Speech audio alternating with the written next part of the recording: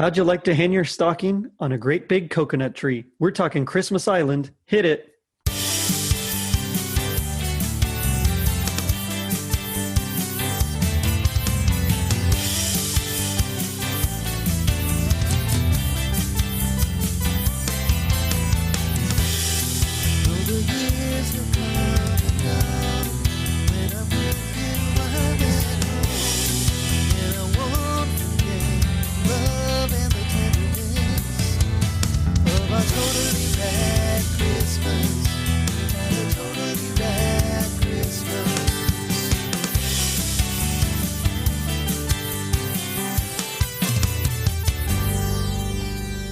It was 1988. A Fish Called Wanda was #1 at the box office. The U.S. stealth bomber was unveiled. Guns N' Roses needed a little patience, and Leon Redbone sent us on a tropical Christmas vacation. I'm your host, Jerry D, with another episode of Totally Rad Christmas, the podcast that talks all things Christmas in the 80s. Toys, movies, specials, music, and fads. If it was gnarly during Christmas in the 80s, we got it covered. Now, joining me is a very special guest. You'll know him as the host of the Holly Jolly Xmasu podcast, Scott Leopold. Scott, how's it going? Hey, Jerry, not too bad. Right on. So I heard you just came from bingo. Was that pretty fun, or how did that go? It's not bad. It's fundraising for my daughter's high school. And if my voice is a little hoarse, I do the calling. So the games ran a bit long tonight, so I had to talk a little bit more than I normally do. I gotcha. Yep. I completely understand. I've been there with some of my gigs before, because I'm also a musician. And so whenever our church is doing fundraisers, I usually end up having to, to kind of stretch it a little bit. And so we have like a set that some of the other choir directors and things, and we form a little band, and I have a set that we normally do, but sometimes, we're asked to just kind of make it go a little bit longer. And so we just kind of end up talking and making jokes and whatever. And by the end of it, our voices are pretty dead. Mm-hmm. So first of all, thanks for coming on the show. Thanks for having me. Yeah. And I mean, when I asked you, you gave me a couple of suggestions, but one of the ones that you really wanted to do, and I've heard you mention this actually in your podcast, is Christmas Island by Leon Redbone. So what's your general history and experience with it? I remember seeing him on TV when I was a kid. I believe it was Saturday Night Live, but I'm sure it wasn't the first time he was on because I was 3 at the time. Right. But as the 80s started, I had an awareness of him. I knew his name. I could pick out his face and whatnot. And he's just someone who, he'd pop up on TV from time to time. But at the start of the 80s, you started getting, the Budweiser commercials, theme song to Mr. Belvedere. Yes. So he was a lot more prevalent than he had been. And I had to have been 16, 17 at the time. And my mom, she always, she played Christmas music year round when we were growing up. And the thing by the 80s though, it was the same 3 albums each year. It was John Denver and the Muppets, and then a couple of albums my dad had picked up at Firestone. Yeah. So we were in a little bit of a rut. And, one night I ran to the paint store with him, and, I had my first job. I had a little pocket money. And the paint store had this rotating thing of cassettes. And one of the ones on there was Leon Redbone, which I saw that, and all I could think was, I know that guy. I like how he sounds. And that's something my mom would never buy. So I went ahead, I picked that up. I picked up Bing Crosby's tape, and we get in the car. My dad let me put it in, and it just blew me away. I mean, some of the songs are songs that I've heard before, but he had just such a distinct voice and such a distinct style. It was so cool having something that was different than what we'd been listening to for years. And it was kind of like, it was like my music. It was the Christmas music I could listen to that, maybe mom didn't want to hear all the time. So that kind of got me started on buying my own Christmas music and collecting. And that led to decades of thousands upon thousands of songs at this point. Which is awesome. I mean, I anyone that can do that, they can just collect and collect. And I have a small collection, but it's nothing. I'm sure it's nothing compared to yours. And while yours is at least as far as your podcast goes, I know your collection is very niche. Mine is also, but in a different way. I'm into the 80s, and so anything having to do with 80s. So I like the Care Bears and Pac-Man Christmas album, and all those weird ones that are out there. Pound Puppies and Rainbow Bright. And if they had a Christmas album, I tried to get it, but so I know what you're talking about there. Well, and see, and one of the good things about the 80s is that by the 70s, Christmas music in America, it was the whole market had gotten kind of stale. You didn't have a lot of artists putting out too many big albums. And then what was it? The Very Special Christmas came along. Yeah. And that just, suddenly made Christmas music cool again. And so, yeah, a lot of really good stuff came out of the 80s as far as Christmas music. Yeah, and you're right. And ever since then, it seems like everyone that's popular tries to come up with a Christmas album, at least once in their career, sometimes even, 2 or 3 times. And so it really did, you're right, it really did revitalize the whole industry. Leon Redbone, you mentioned he was on Saturday Night Live, and he was on twice in that first season alone, which is kind of neat. And I vaguely remember that first season. It was, same thing. It was just, I don't really recall it too much, but I do recall seeing him on, what is it, with the Johnny Carson show? I've read something. I guess he was one of the, he was on there quite a bit. I forget how many times, but Johnny had him back quite a few times. Yeah. And I think you hit the nail on the head. His voice is just, it's so unique. Like there's those artists where you hear them and like right away, who it is.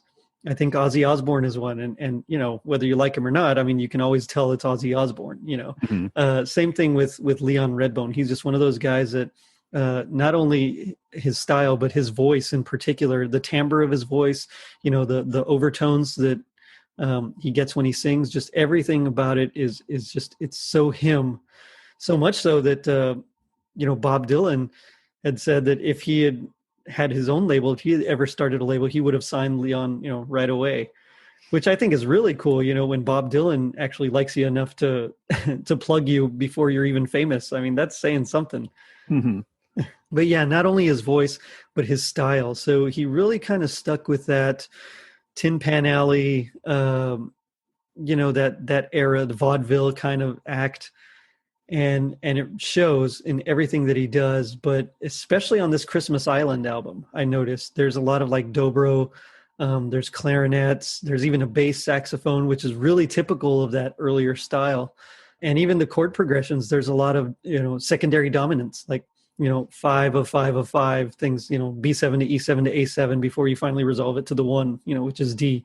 And just all these different chords and instrumentations and everything at play that really makes his style what it is. And of course you add the guitar and the banjo and it's hard to classify, which I think for me, I would just call it eclectic, I guess.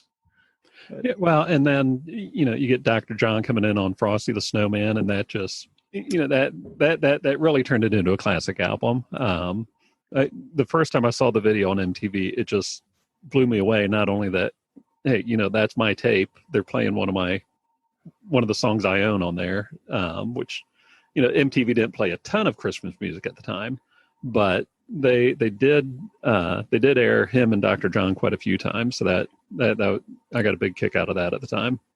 See, and I missed that. I would have loved to have seen that because, I mean, again, Dr. John also has a very distinct voice. It's real gravelly, and I mean, he's got that growl that's, it's great, especially for the type of music that he does. But when you pair them together, they blend so well, but at the same time, they're so different, but it works somehow. It's one of those where you don't really expect it to, and then it does. And it really is magical. It's kind of neat. I really dig it. But yeah, so Leon Redbone was of Armenian descent. He was actually born Dikran Govelian. His parents were from Jerusalem, and they immigrated to Cyprus. And in the 60s, he came over to Canada, where he pretty much started gigging around and just playing his guitar. And that's kind of how he developed his persona somehow, and no one really knows how, which is kind of adds to the mystery and mystique, and I really like it. But he changed his name to Leon Redbone, and no one knows why. But he kind of developed this persona. He always wore the sunglasses. He had that mustache with the, sometimes he had the little soul patch going on, and he always had the black tie and what's it called? Not a fedora, the Panama hat. Panama hat. That's what it is. Yeah. And so, he always wore that. And you can see it even on YouTube. You can find some of his performances where it's just him and his guitar, and he's singing these, Tin Pan Alley style songs. It's really neat because not only does he play the chords, but of course he'll throw in some walking lines here and there, just a little riff, just to kind of fill out some of the silence. And it really works. You have to love the commitment he had to the Leon Redbone character. I mean, so much so that when he died, they really didn't even know how old he was. I mean, he had stuck with it so well and for so long that the real person was still pretty much a mystery when he passed away. So, yeah, I think even in his obituary it said that he was 127 years old. That's amazing. I hope in my obituary my family does something funny like that, but I don't think they will. You're right. He had such dedication to it, and I love that even in Elf, he played Leon, the snowman, and even the snowman had the glasses and the hat and everything. And I thought that was a really cool bit. Well, and I love the fact that, as much as I liked him growing up, him being an elf, that's something that, my kids know. It's something their kids are going to know. So it's just another way that he's going to be, he'll carry on a lot longer than he would have otherwise. Yeah, you're right. I mean, because I've only had, some vague memories about him until then. And then all of a sudden, I remember hearing him singing with Zooey Deschanel, and I thought, this is really familiar. And so then I had to go back and look him up. And sure enough, it was that guy that I remembered seeing with his guitar on stage, all by himself. It's such a classic that now they're going to show it. I mean, they do show it every single year, multiple times a year. During the Christmas season. And so you're right. He is going to live on, at least in Elf. And same thing. My kids love the movie. So they know Leon, even though they actually don't know the Leon Redbone character. Mm-hmm. But I think it's kind of neat because not only would he sing, I mean, he was super heavily inspired by vaudeville. And, I mentioned Tin Pan Alley before, and I'll get into that in a little bit, but, that whole vaudevillian style of, you sing some songs, then you do some comedy bits. And so he would throw in some of those comedy bits and impromptu things, even claiming to have written certain songs or, that that were written way before he was born. I mean, that's a great bit. Mm-hmm. Yeah, he's one of those people that, if I had a chance to go back and do it all over again, that's one of those people I'd want to see in concert. Yeah, I've heard his shows were something else. Yeah, I can imagine. Honestly, I it's more like an experience rather than just listening to someone get up on stage and play. You go to a lot of some of those rock bands, especially like in the '90s and stuff with the, with grunge and things like that, and it was mostly just them on stage playing and. I kind of get it. They were trying to pare down after all the mega glam arena rock stuff, but it kind of held over in a lot of rock in a lot of ways. And so I would have liked to have just gone to see a whole show and experience, the performer. Yeah, we saw Roger Daltrey a couple summers ago. He did the Tommy tour. Ooh. And as great as it was seeing Tommy on stage, when he came out for his for just his solo routine afterwards, it was just fantastic because he really interacted with the crowd. He was a lot more personable. He was talking to people directly. So we'd seen the Who before, but that experience, that was a little more special, just because there's a little more of the one-on-one there.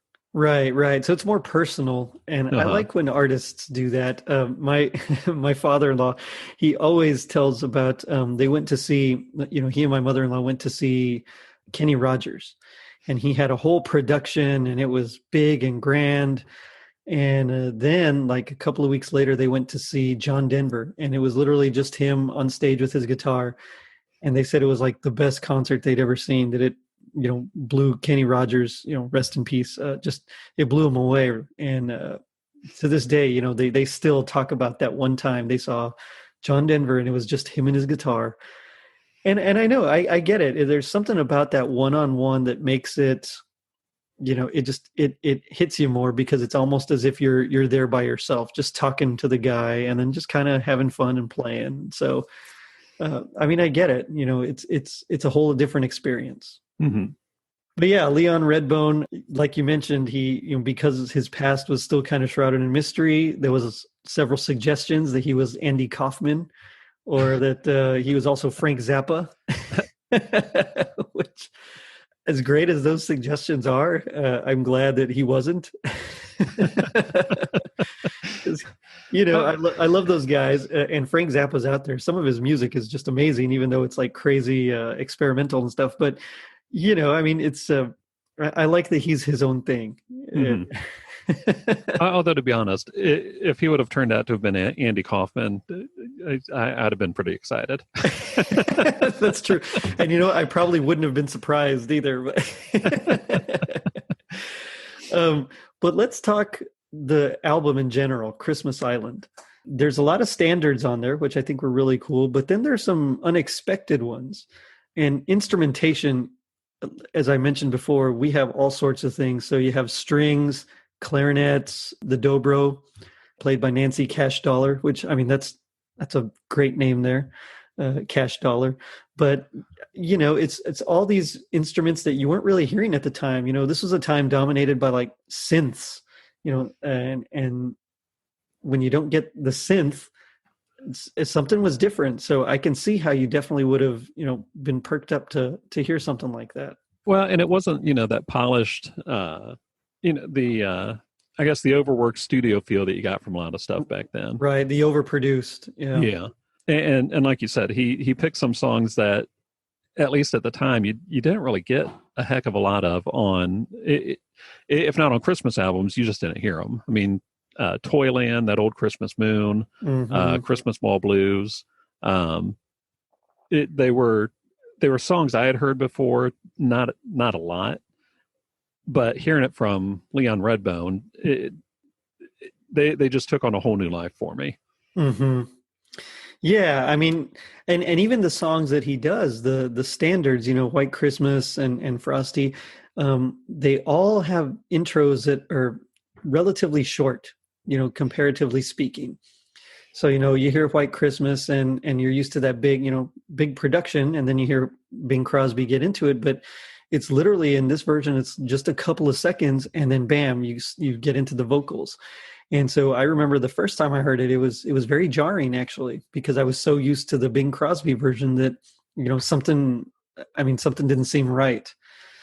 And I kind of like that, because again, and I'm very eclectic in my tastes. I love jazz.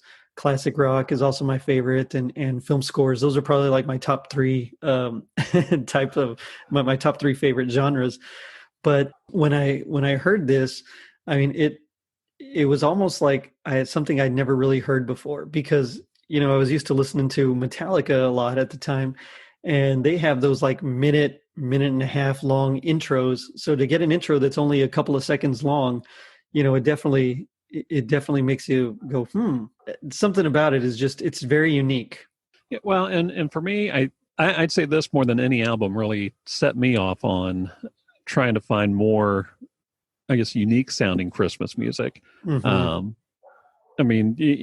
Williams is great, Bing Crosby's great, but hearing someone like Leon Redbone singing the same songs, it it hit that sweet spot for me. It really appealed to kind of like what you said, my more eclectic tastes, especially in Christmas music.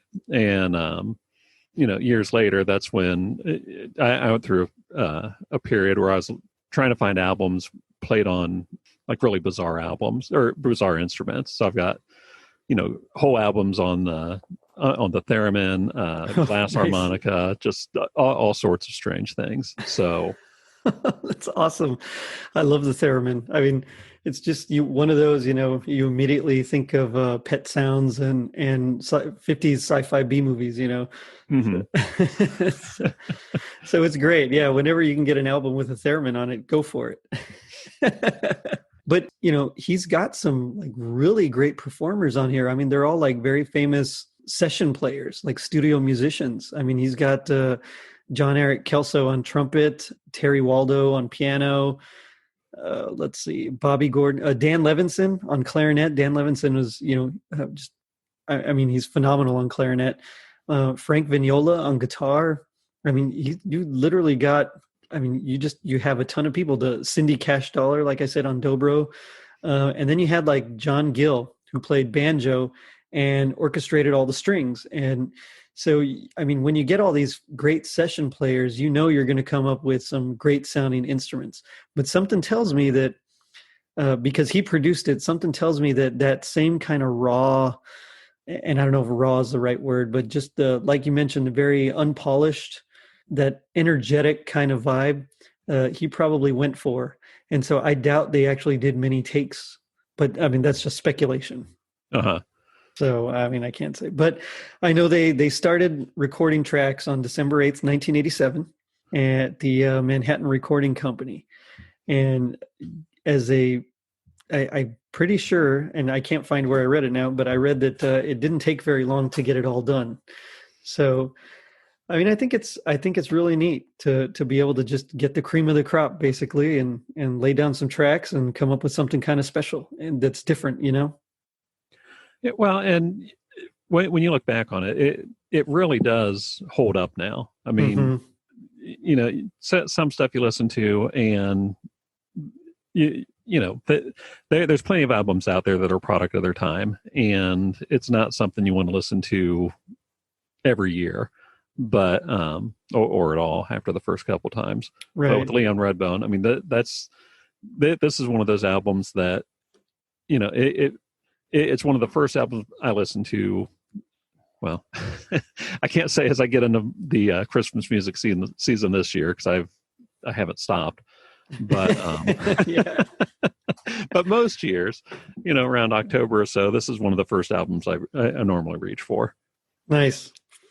So the title track, actually, Christmas Island, and I want to say I think this might be my favorite song on the album. I love the Frosty with Dr. John, but I think this might be my favorite tune there, and it's Christmas Island. It was actually written in 1946 by Lyle Moraine, who was a struggling Hollywood actor, and since he wasn't really getting any parts, he decided, since he also played piano, to get into music, and so he wrote this song, and he kind of went back to his youth in the 20s and wrote that vaudeville style Hawaiian song, because back in the 20s, it was very popular to write songs in the style of Hawaii or Hawaii inspired songs. So he kind of went to his youth and pulled it. And you got some lines like, how do you like to spend Christmas on Christmas Island? How do you like to spend the holiday way across the sea? And you can hear that kind of influence even in some Bugs Bunny cartoons. That's how popular that thing was, like when Bugs Bunny's stranded on that desert island with the with those other two sailors, and they're all stuck there and they're trying to eat him. You get that same kind of vibe, and it's really neat. It's one of those songs that it's different. It's like when you hear Mele Kalikimaka, it's not your typical Christmas song. And anytime there's not a typical Christmas song, my ears perk up, because I love, like you mentioned, I love all the standards. And to me, it's not Christmas if I don't hear the standards. But at the same time, I like to hear some of the different things as well. Mm-hmm. Well, and I know I've got plenty of other versions of Christmas Island, but I think Leon Redbones is the one that I first listened to, on a regular basis. So that's definitely my favorite version of the song. Yeah, But, yeah. Well, I know the Andrews sisters recorded it. mm-hmm. I think what's his name? Guy Lombardo. I think he's the one that actually was their backing orchestra there. And yeah, you're right. There's a few other versions, but anyway, Lyle Moraine passed away in 1988, so he probably didn't even get to hear Leon's version, which is a shame because I think he would have appreciated it. Yeah, definitely. And well, and one of the things, when I was listening to this again Mm-hmm. over the last few days, for me, trying to pick out a favorite it's kind of difficult. Right, I mean, right. Frosty the Snowman, Christmas Island, No Place Like Home for the Holidays, I'd say probably my top three. And then on the original release, everything else would probably tie for second. There was a bonus track on a CD re-release of Kitty Cat's Christmas. Yeah, It's yeah, better, and I do best have not that talking one. about it. I'm sorry. Go ahead. Yeah, that's I found out about that when they finally released it in digital format, and I downloaded that, and I don't listen to it. It's definitely the weirdest of all of them because it starts off with the little girl, I think, Mm-hmm. and then it's almost got like a Mexican, and I don't know if it's Mexican or Spanish, but definitely a Latin flair to it. And shame on me, I should know that I'm Hispanic, but oh well. Uh, it's the rhythm that he uses, the plucking and the picking.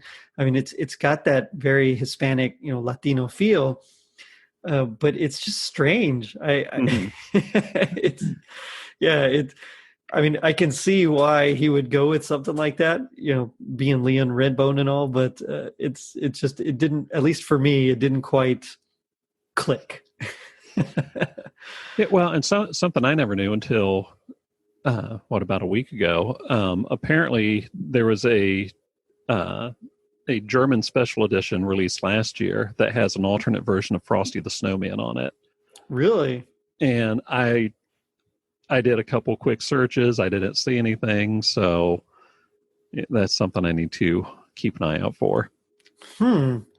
I'd be interested in hearing that, seeing what the difference is.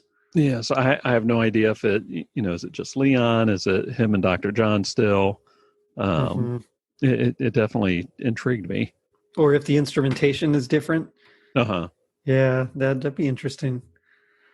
Yeah, and I like that Frosty. It's, of course, you got Dr. John's growl in there, Frosty the Snowman. I mean, it's and that's terrible. I can't do it, but but he really kind of just blends and kind of goes with it. And that's what I think I like about that version is that, they just kind of play off each other.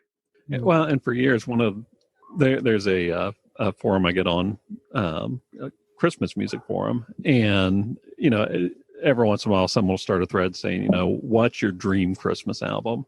And Right. for years, mine would have been Leon Redbone, Dr. John, and Tom Waits together. Ooh, man, that would have been cool. It would have been the most gravelly Christmas music ever produced. For sure, yeah. Oh man.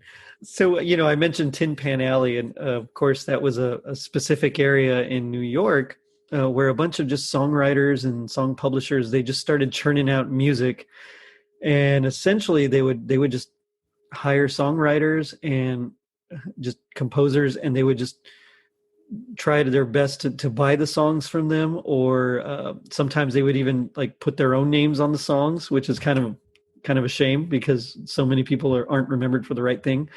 But they had a style that was kind of like a mix of like ragtime and jazz and blues, and as well as some of the older operetta styles, mixed in. And so it's very eclectic sound. But the thing that they prided themselves on, and I think this might be why why Leon actually kind of gravitated toward them was to have songs that anybody could sing at any time. And so they were hugely popular.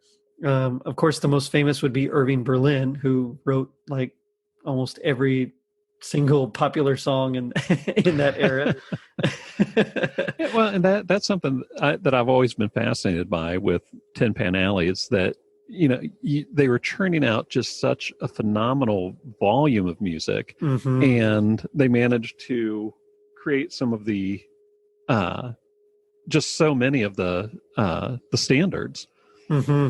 So I mean, so much of the American songbook is taken from these basically like sweatshop conditions where all they were producing was music.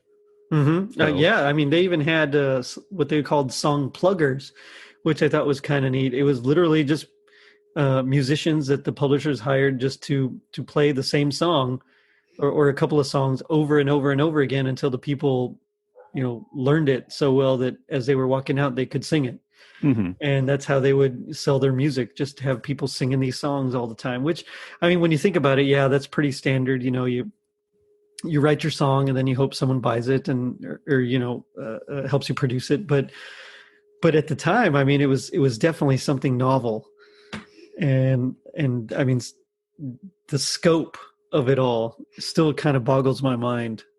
That you're right. It was just these poor conditions where people were just, all right, write me some songs and we'll see how much I'll pay you. And sometimes it was just a flat fee for everything, so they never saw any royalties. And sometimes it was like, I'll buy the song, but I'm going to put my name as composer. And at least the songs were catchy, and at least a lot of them, like you said, kind of live on today, which is really nice. But I can see why he would be pulled towards that, just because of how accessible they were, how different they were from everything else that he was hearing. Because I mean, his tastes especially were very eclectic. So he'd listen to everything from like Paganini to Cliff Edwards to Jelly Roll Morton, who's awesome. I love Jelly Roll Morton. Mustafa the Castrato, Jimmy Rogers, Mongolian throat singers. He would actually listen to Mongolian throat singers, which, I mean, that's crazy. Who listens to that, There was an album a couple years ago that oh my gosh, I can't think of his name, jazz musician. He had a couple tracks with Mongolian throat singers on there. Yeah, and I can't think of I could look it up real quick if I remember the the translation of Jingle Bells, but it's escaping my mind. But I mean, he would just listen to everything, and so not only was he eclectic, but or his tastes eclectic, but you can see how all of that kind of came out in this album, because it really is a mix of instruments. I mean, there was even a bass saxophone. Yeah, not a bari sax, which is more popular. A bass sax, just to get some of that low end. And again, that was popular like in the 20s, but not so much anywhere else. So, I mean, it's one of those where his inspirations, I think he drew so much inspiration from that specific era that it informed everything he did. But well, and when you think back on it, he came out of the 70s, and could someone like him really even be successful today? I mean, you had such just an odd mixture of talent in the 70s at times, and not just society, but the music industry was so much different back then. The fact that he was able to get a shot and build an audience, I don't know. I don't know if that's something you'd really see going on in this day and age. Mm-hmm. Yeah, I know what you mean. There is a lot of indie music, but something in this style, I think you're right. I think it would be very difficult for him to have made it today. And you have people here and there that still do well in their little thing, but I mean, yeah, I really don't see it happening, which I would have been a shame if the world had never heard him, Yeah, well, even Hall and Oates, even if you look back on their career, they were basically pretty unsuccessful for almost a decade. They had one hit, but the label stuck with them, which is they saw it as an investment back then, and suddenly late 70s, early 80s hit, and you ended up with, one of the biggest bands of the decade. Which, sorry to go on a tangent, but did you ever watch Live at Daryl's House? I've seen a couple episodes. I need to watch more of that. Yeah, they were pretty great, and not even just the cooking part or whatever. I loved when they would just kind of talk about, yeah, we'll do this and do this, and then all of a sudden, after like a rehearsal or two, they just kind of run through it, and I mean, it would always sound amazing. But I love when Smokey Robinson was on there, and the OJs, and the Joe Walsh episode was really good. And I know I'm getting off topic, but it's not a podcast if you don't go off topic every once in a while. Well, I took my wife and my sister to see Hall & Oates and Tears for Fears a couple years ago. Nice. Oh my gosh. You want to talk about a good concert? That we saw Weird Al a few years before that. Oh, I love Weird Al. And that really brings out the 13-year-old in you. Yeah. Yes, it does. but then sitting there, and when the opening strands of Everybody Wants to Rule the World hit, oh my gosh. Oh, I can imagine. I've never seen Tears for Fears, but I did see Hall & Oates with Chicago. Oh, wow. And yeah, that was a good show. But the reason, well, I won't forget it because it was a good show. But the second reason I won't forget it was that I was literally like just a row or two, not or like outside of the covered area, and it started to pour. And so I literally just pulled my cap down over my head and turned my collar up and just kind of huddled there and listened to that while the rain was just beating down on me. So, but it was a good concert. So, yeah. But anyway, sorry, back to Leon Redbone and Christmas Island. The one that I kind of really like as well was that Old Christmas Moon. And I think one of his bandmates actually wrote that one. Yeah, and that's one that really that got to me the first time I heard the album. It just, it was so different that that one did something for me. The melody and everything, it does harken back to that earlier style that we talk about. But the pianist, what's his name, Waldo, was, he was also known for some of his ragtime style playing, and he could do that Jelly Roll Morton type, gosh, I can't think of the name now. Shame on me. I'm a musician. I should know this, but like when you go back and forth and you play the bass note and then comp in the same hand, you're just boom, bum, bum, kind of a thing. And so he was really, really good at it. And you can kind of hear that in this tune, you have that, oh, that old Christmas moon, the way he, of course, I'm no Leon Redbone, so I can't sing it like that. But just something about it. It's like in that style that you can just see the guys huddled around like a piano, just singing and just having a good time, But this one's really neat because, and I like when songs do this kind of stuff, but they get a little bit harmonically inventive there, because in the chorus they hit the 4 chord, and then they hit the minor 4 chord, which so like they go in the key of D, they're playing a G, and then all of a sudden they'll go to G minor, and of course that B flat is not in the key of D, and so it just adds a little bit extra dimension to the song. But then instead of resolving it to anything that you would think they'd resolve it to, they just resolve it down to the tonic, which is D. And so you get that B flat going down to A, the G going down to the F sharp. And so it's almost like a suspension, which I think is really cool. I mean, it's neat stuff that he did there. And then of course we get some more of the secondary dominance with like E7 to A and things like that. Yeah, it's a great tune there. And I know what you mean about it speaking to you. There is a couple of lines here and there that are not my favorite lines, but musically I really enjoy it.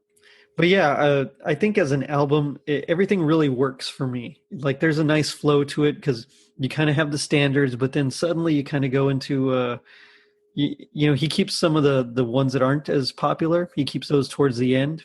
And I kind of like that. Of course, we go White Christmas and then straight into Winter Wonderland. And then from there we get into the Frosty. So you have right away all these songs that just kind of flow nice and easy. And I just kind of really enjoy the flow of the album as a whole. Yeah, and I put together a CD for my friends and family each year. So it's something I always try to pay attention to, is having a good flow of songs, and the whole arrangement of the tracks on this album. I mean, like you said, you start with the standards, you get into some of the more obscure stuff, and then he brings it back to a couple of the standards at the end. So, except for Kitty Cat's Christmas. we won't speak of that one. Hey, as long as I stick with my old cassette, or if I get the vinyl, we should be fine. Yeah, there you go. Yeah, Christmas Ball Blues is pretty cool. I really enjoy that one too. But yeah, I think something about the arrangements, and as we talked about, just the like the stripped down, just raw versions of the standards, I think is really cool, because it does remind me. I mean, I go caroling with my family every year, and so it does remind me of just being with my brothers, and my dad's playing guitar and I'm playing guitar, and we just kind of, there'll be sleigh bells and of course things, just various instruments, but you kind of get that live feel, which I really like. And I like when bands can do that without actually having to do like a live a live record. Generally, so many times when I hear the live records, they're just, because they're taken live, and nowadays it's different. You can take it from the actual master tracks, but generally they were never really mixed very well. They tried to put the audience in so that it's live, and it always felt so artificial and badly produced, but not in like an overly produced way, just in a no one did their job kind of a thing. And there's very few live albums that I've really enjoyed. But here, when a band, and in this case, the artist and his session musicians, when they can capture that feel of actually being there, I think there's that, and I hate to use the word energy again, but I mean, that's what it is. There's this energy and this vibe that you just really get into, and it really brings you into that room where they are playing, and I think he did it so well. And I know it was him and his manager that just pretty much produced it all. So he was kind of a genius when you think about it. Well, and you also have to think, for as quickly as they recorded the album, I mean, that's got to play a part in it. I mean, if they had spent weeks rehearsing and playing the same songs over and over again, I don't think you'd had quite the same feel. Yeah, that's true. I mean, I'm sure they'd fix different things, but I know he was also very notorious for during his concerts, changing up set lists. so it kind of makes me wonder, like, what else he kind of changed up as they were playing. Like, no, let's do this, and then you just, okay, all right, we'll lay it down. Let's lay down this one track, and then okay, no, let's try this, and then see what else happens. But I can imagine how that would be very frustrating for for one of his musicians that he toured with. But I know you mentioned that Christmas Island and that Oh Christmas Moon, or some of those are your favorite. Is there anyone that is your least favorite aside from Kitty Cat's Christmas? I'd say outside of Kitty Cat's Christmas, the first time I heard it, Toyland just. It's probably the slowest song on the album. Yeah, it is. As a teen, that's probably the one that I skip through the most often. Yeah, I gotcha. I enjoy it now, but 30 years ago, it wasn't. It definitely wasn't my favorite. Yeah, I know what you mean. Same here. I love all sorts of jazz, but like the bebop, hard bop and that kind of thing are my favorites. And so whenever they'd get into one of the slower songs, I'd usually just kind of, turn the track, or, just go to the next one just so I could hear more of that up-tempo stuff that I really, really enjoy. And so I kind of actually felt the same way with Toyland back in the day, but it's one of those where I don't know if it's just because I'm older, or more mellow, but it kind of speaks to the child in me now, and I really, really like it.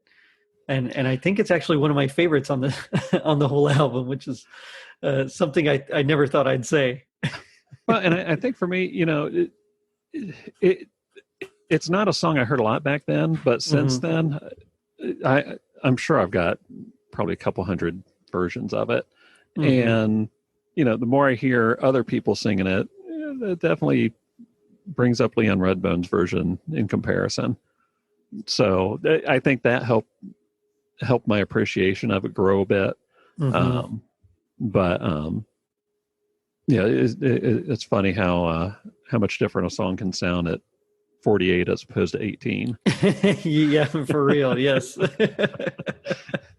I want to get into the lyrics really quickly. Go back to Christmas Island, just because I really like this this one verse here where he says, "If you ever spend Christmas on Christmas Island, you will never stray, for every day your Christmas dreams come true." That's kind of a neat thing to think about, when your Christmas dreams come true. And not just, as a kid, it's all about the presents, but especially now as a dad. I mean, I think my biggest Christmas dream is just to be with my family, and just to make sure that we're all happy and together. And whether or not we're on an island, I mean, it's a great sentiment. And so I really, really like this song. Well, and that's something for me. As I've gotten older, I've always been more into the giving than the getting as far as gifts go. And we had a couple years ago where I told my wife, I was like, don't give me anything. Don't have me ask. Don't have me come up with a list. Just don't give me anything. Let me get up on Christmas morning and just enjoy everyone else watching, or enjoy watching everyone else open the gifts. Nice. And I'll tell you, that was one of the best Christmases I've ever had. There was no pressure. I didn't have to worry about, going out and making sure I'd bought gifts for myself as well. It was just, sitting back and watching the kids have their Christmas. And so that's awesome. Yeah. I mean, I know for me growing up, it was all about the getting, I'll be honest. I wish I could say that I was more like you, but no, I wanted the presents. But yeah, you're absolutely right. More and more, I like the simple things, and it's, it's just drinking hot chocolate and watching the excitement on the kid's face. And so when I hear something like that, every day your Christmas dreams come true. I mean, it's just one of those that it's one of those lines that kind of, it cuts to the heart of it, and so I really enjoy this. And of course, when you hear him singing it in his baritone voice, that's, just there's kind of a roughness there, even though it's also smooth, which is, it's a weird juxtaposition. Something about it, it really warms your heart, and I don't know what else to say. And I know I've said it a couple of times already, but it's really cool, and I really love this album now. Well, and as far as that line in particular, I think that plays kind of into the same sort of feeling that you get, when you're watching whichever version of Christmas Carol, and the whole idea of keeping Christmas every day of the year. Yeah, we try to have a Scrooge-a-thon each year, where we get up in the morning and we start watching. We've got too many copies of Christmas Carol now to get through all of them in a day. Right, yeah. We'll start with like the 1910 version and get all the way up through Scrooged or Albert Finney, or whichever, wherever our endurance finally gets the best as of much us. as you can take. Yeah. That's a cool tradition there. That's really neat. Yeah, I know what you mean. That in Scrooged, when Bill Murray at the very end is doing his crazy rant, and he's just saying, you'll get greedy for it, and all that, about that Christmas feeling. That's another moment that you mentioned that it really just speaks to you, and just it does encapsulate with that one particular line. So I got to ask, Scott, what would you say if you could pinpoint it, if not, just try your best, or give me a general. But what would you say would be your happiest moment or memory with this album? It has to be that, that first night right after I got it, sitting in the car with my dad, freezing cold out, and putting in the cassette player the first time, and just hearing hearing the start of White Christmas, and just realizing that this was so different, and this was, it was my music. It was, it wasn't the stuff mom listened to. It wasn't the stuff you heard on the radio. It was just the kind of stuff I've been looking for. And it thrilled me. So that has to be my best memory of this album. Nice.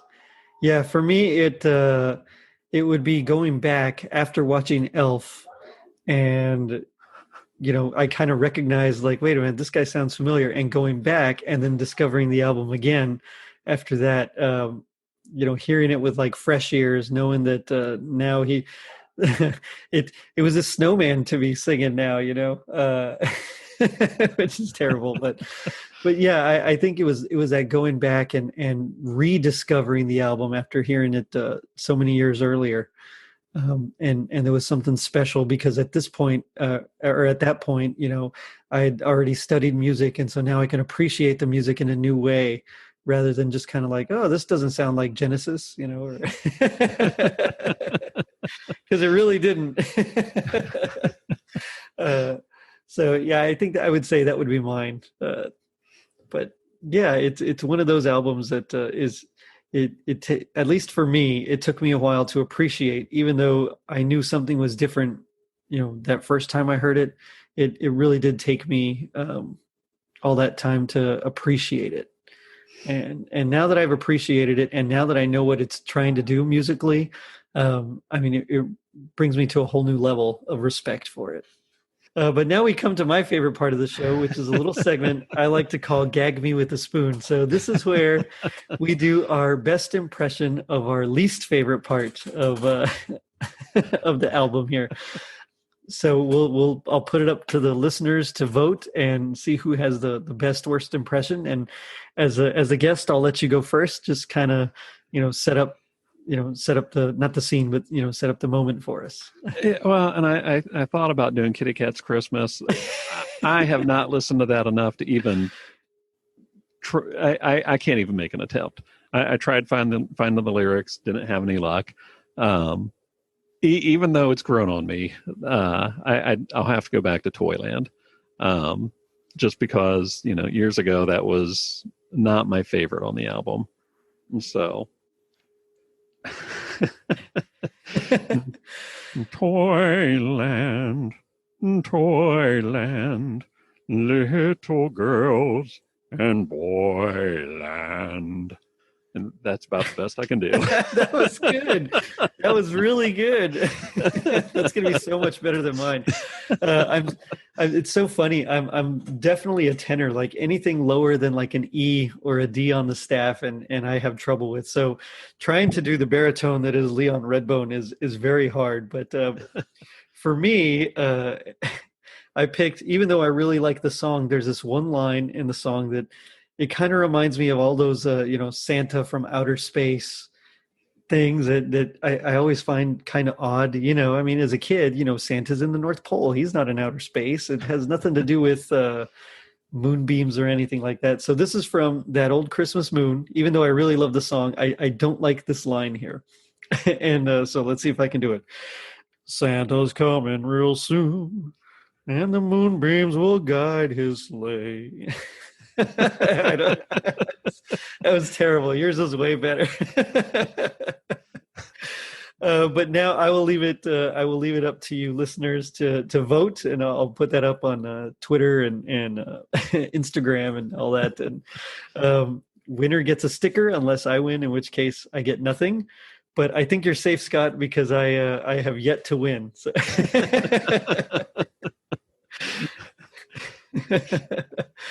Oh, man. But now that we're coming closer to the end, I got to ask. GI Joe, they taught us that knowing was half the battle. What would you say is the other half? I'd have to say a white suit and a Panama hat. Ooh, that's a good one. That's a good one. That's way better than mine. Mine was so if knowing is half the battle, the other half is hiring the best studio musicians for your Tin Pan Alley-esque Christmas album. Well, and that's going to win the day just about any time, at least in a musical setting. You're right. Yeah, yeah. Oh man. Scott, it's been a blast talking with you about this. I've enjoyed, learning about Leon Redbone and this album in general, and just, some of the chord structures and things like that, and inspirations. But, what do you want to plug? Tell me about your show. My show, Holly Jolly Xmasu, it's a podcast all about Japanese Christmas music. There's an album I was trying to find years ago. It took me 8 or 9 years to finally get it. Akira Ishikawa's Drum Christmas Drum.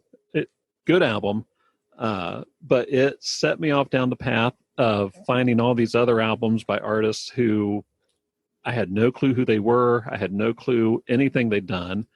And at the beginning of this year, I had a little Christmas money left over. I had done everything I could to find any way to get these songs online. Couldn't do it. So I finally bit the bullet. I ordered some vinyl from Japan, and those first 4 albums I got, just by luck, were fantastic. There were some great albums, and it really opened up this literally an entire different world of Christmas music. So as the pandemic set in, having a little extra time on my hand, I decided, I had to do something to keep myself going. Mm-hmm. So I'd been listening to, Can't Wait for Christmas, Christmas Past. And I figured, I've got this music now, I've got the time. Why don't I go ahead and try doing a podcast about it? So I just finished editing my 8th episode. That'll be going live on Friday. I try to put them out the 25th of each month. And nice. You can find me on iTunes. Do a search on Google. You should be able to find my webpage. I'm on Facebook, Instagram.